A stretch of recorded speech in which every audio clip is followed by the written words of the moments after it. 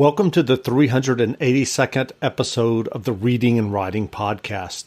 Stay tuned for my interview with author Jillian Cantor, author of the new novel Half-Life. Stay tuned for the interview.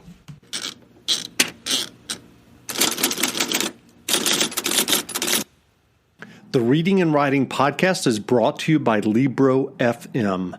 Libro.fm lets you purchase audiobooks directly from your favorite local bookstore.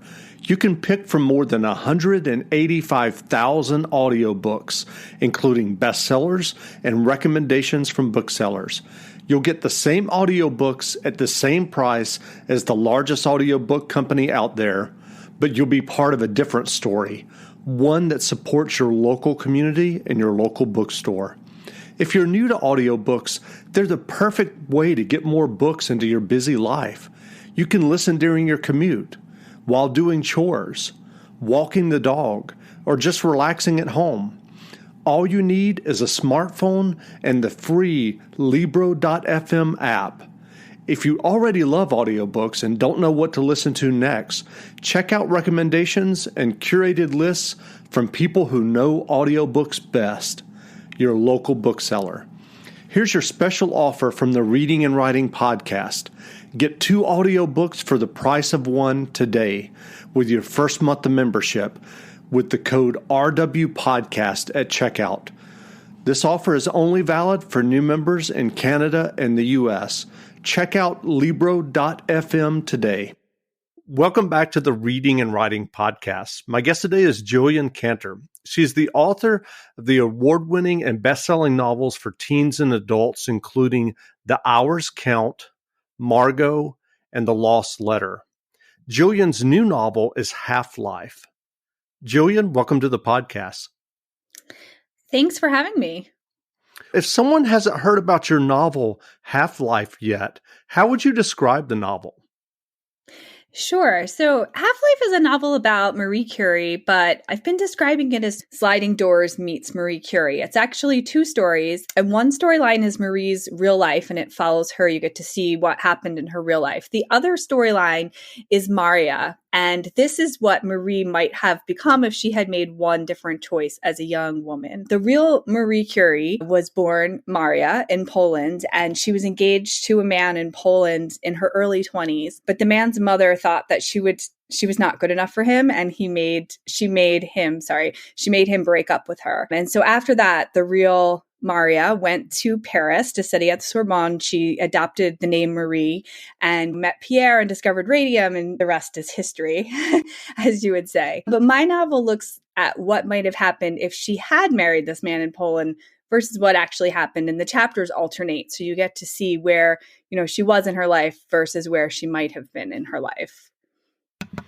And this is an interesting kind of fictional take on the life of Marie Curie.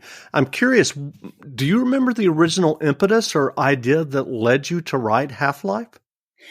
Yeah, I do, actually. I first started writing the novel as just like a straight historical novel about Marie's life. But I kept coming back to this one tidbit about this man that she almost married and the fact that his mother thought she wouldn't be good enough for him, which when you think about that now seems ridiculous. It was all about, of course, social class in Poland at the time. So I kept thinking about him. And then I had read something online that later in life, after she had died, there was a statue erected of her in front of the Radium Institute in Warsaw. And he used to go sit there every day and stare at it. And so I just could not stop thinking about that image. And that's what sort of gave me the idea to imagine what her life might have been if she had married him. And I'm curious, what is it about Marie Curie that fascinates you as a historical figure? Marie was so amazing in so many ways, but I think what was most interesting to me was thinking about how much she persevered and how much she overcame in spite of her circumstances. She was born poor in Russian-controlled Poland where women weren't even allowed to be educated, and she just had this passion for learning and this passion for science. And so she found a way to be educated first in Poland. Her and her sister went to Flying University, which was like secret university for women. Then she figured out how to raise enough money to go to Paris, and she went to the Sorbonne. And then her whole life she was fighting against the fact that she was a woman in this very male dominated field, but she always managed to persevere and do these amazing things. So that definitely drew me to her. And then also the fact that even though she had this enormous career success in her life, she also was beset with personal tragedy again and again. And I wanted to examine the idea of what it meant to, quote unquote, have it all as a woman and to look at that. And what kind of research did you do as you were writing Half-Life? I read, there's a few biographies of Marie, and I read them all, and just books about her in general. There's a lot of books about her. So I read many books about her. I put the ones I use the most actually in the author's note in the back of the book if people are interested for further reading. I think the most interesting biography I read of her is the one that was written by her daughter, Eve. And it was interesting and what it included and what it didn't include. She left out everything about her mother's affair, which does play into my book. So that was probably the most fascinating. And also just because I felt like it was a very close look at her because it was written by her daughter. What was your early writing journey? What led you to writing and getting your first novel published? I was always a reader. Even from a very young age, I just read ravenously all the time. When I was in elementary school, I used to make my mom take me to the library like multiple times a week. You could only check out 10 books at a time at the time. And I would take out my 10 and I would read them really fast and beg her to take me back. So first I came into it as a reader. And I think I started writing pretty young too. I had a teacher in elementary school who had us write a short story once a week for the whole year. And from that moment, I loved the idea of creating fiction. And I wandered a lot after that. It's not like in fourth grade, I decided my whole future. But I always was drawn to it. And I majored in English in college. I thought that I was going to become a journalist. But after a year or two and working at my college newspaper and then working at a local newspaper one summer, I just realized that wasn't the kind of writing that I enjoyed. And I was an intern at my local paper one summer. And granted, they did send me to a lot of school board meetings, so it wasn't a very exciting job. But I kept thinking, well, I really would enjoy making things up more than writing these stories. So I took a fiction writing class when I was a sophomore in college. And that was my first real journey into fiction when I knew this is what I want to be doing. So what led you to writing your first novel? I got my MFA, and I wrote a novel as my MFA thesis, but that was never published. So that was technically, I guess, my first novel, not my first published novel. But I tried for a few years to get an agent for that novel and just couldn't find anyone that connected. But I got a lot of really complimentary rejections about my writing. And so I wrote another novel after that, which ended up becoming my first novel. Even that was a pretty long journey. I think it was just, I had this desire to write and I kept doing it, even though a lot of people kept telling me no. So it was something like a internal perseverance, I think, that led me to writing my first novel. And I'm curious, given that experience, and you said even the first one was a long journey, have you ever examined that, as you just said, like this internal drive? What is it that drives you to write? I think for me, it's just like a real love of doing it. There's just something about writing that brings me a joy that nothing else does. And of course, I've doubted that a lot of times and have given up and come back, and it's not always easy. But I don't know what the answer to that is. And I love creating stories and thinking about stories and telling stories. And I do get discouraged at times. That's true. I think we all do. But I always find myself coming back to it and getting excited about a new story. That's great. What was your MFA experience like at the University of Arizona? That's a good question. It was, I met a lot of really nice people and other writers that I'm still connected with. But people always ask me if they should get an MFA, and generally I say no. And I think it was a good... Now more than ever, it's important for you and your family to enjoy the spaces you're in most often. Visit FergusonShowrooms.com to shop online or schedule a personalized consultation to meet with our experts at your local Ferguson Bath, Kitchen, and Lighting Gallery. Together, we'll help you make the most of home and create a space you'll love to live in. Get started on your project and discover extraordinary products like the Orizo chandelier from Progress Lighting. Time just to have that like time and space to write. I think that was good, but I don't know. I had some I really struggled in the workshops. I didn't always get the most helpful feedback, and sometimes I think that hurt my writing more than it helped my writing. But it was definitely like part of my journey, so I can't change that now. And why would you say no? Why would I say no? You just said that when people ask you, you say no. Yeah, no, I don't think you need to have it to, and maybe some people do.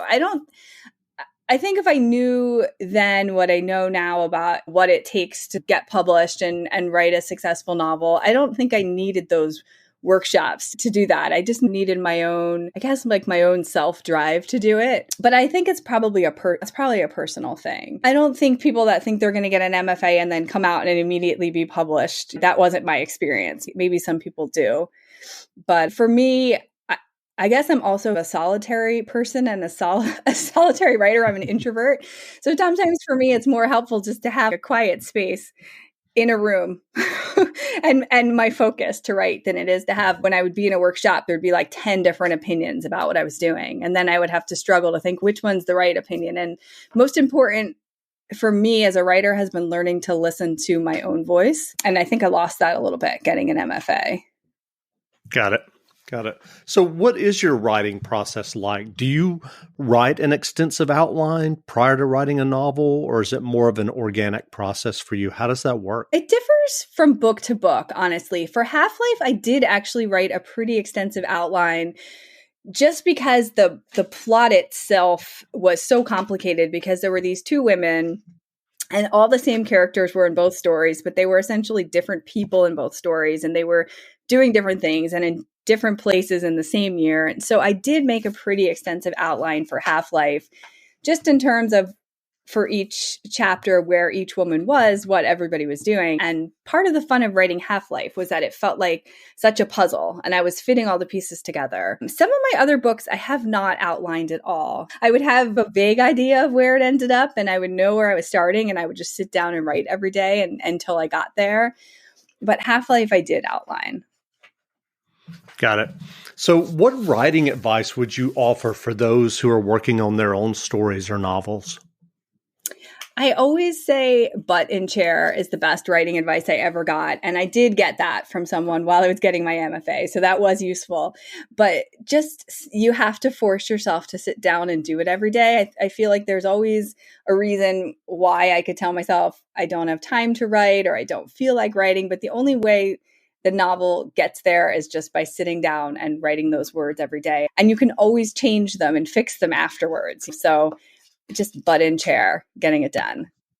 So what novels or nonfiction books have you read recently that you enjoyed? So I'm reading a novel right now called Nora by Nuala O'Connor, which is about the James Joyce's lover and is super interesting.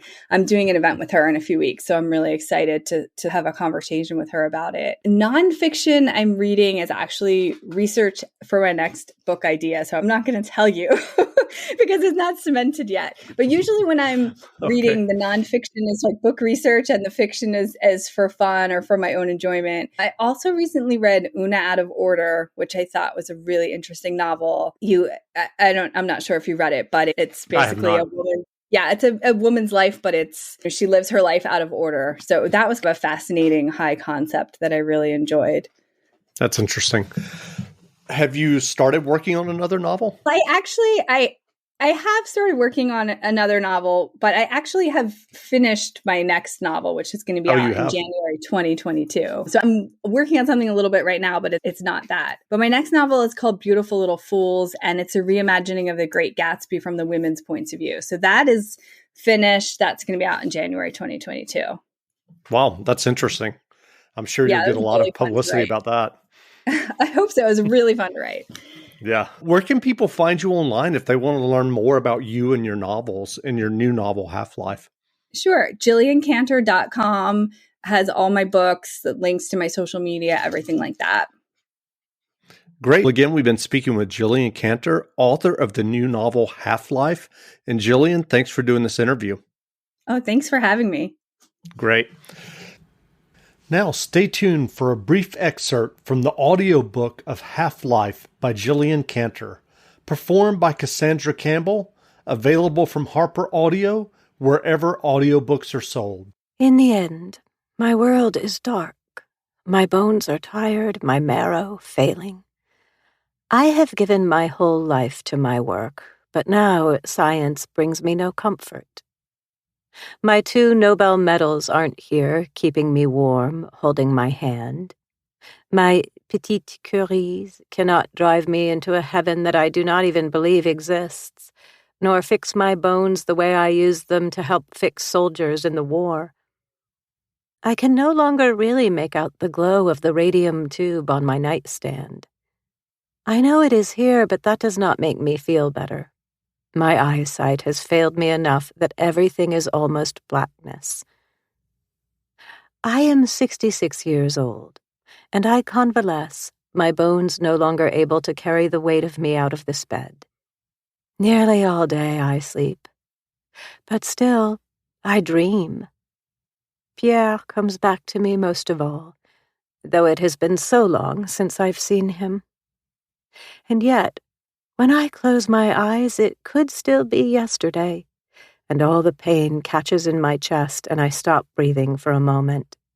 Then I awaken and I start again. I am not dead just yet. Eve is here, though. She calls my name out in the darkness.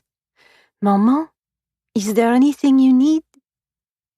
I can see the shape of her when I open my eyes again, more a shadow than my youngest daughter, the girl with the radium eyes. I wish I'd learned to understand her piano music more when I'd had the chance. There is more than science, I want to tell her now. Play all the concert halls you dream of. Find a man who is your equal and love each other. But the words don't quite come out. Of course I will play you a song, she says. Maybe that is what I have asked of her instead, because then there is the tinkling of piano keys, like raindrops on the metal roof of our laboratory that last morning with Pierre. So much has happened since then. It is strange to be thinking about that rainy day again, that moment, now. I do not believe in the afterlife or in God. I do not believe that Pierre will be waiting for me somewhere after all of this. My body, my bones will be interred in the ground and eventually turn to dust. And what will any of that matter anyway, once my heart stops, my brain deprived of oxygen, my mind completely gone? My mind. That is who I am and who I was. Irene and Fred will carry on my work at the Institute, and everything I have done will not be lost. That should be enough now. I know that it should. But somehow it is not. My mind is still craving one last scientific problem, one more quandary before I go. Maman? Eve's voice again. Hours have passed, or maybe just minutes, or has it been days? My beautiful daughter, she is a shadow, hovering again. No, there are 2 shadows now. I wish for the second one to be Irene, my eldest daughter, my heart, my companion, my confidant. But the shadow is much too large, much taller than Eve. Someone came to see you, Eve says. He says you were friends long ago, back in Poland. He.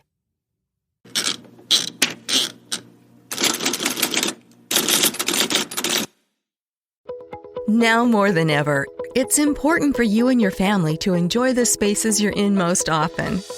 Visit FergusonShowrooms.com to shop online or schedule a personalized consultation to meet with our experts at your local Ferguson Bath, Kitchen, and Lighting Gallery. Together we'll help you make the most of home and create a space you'll love to live in. Get started on your project and discover extraordinary products like the Pro Grand Range by Thermador.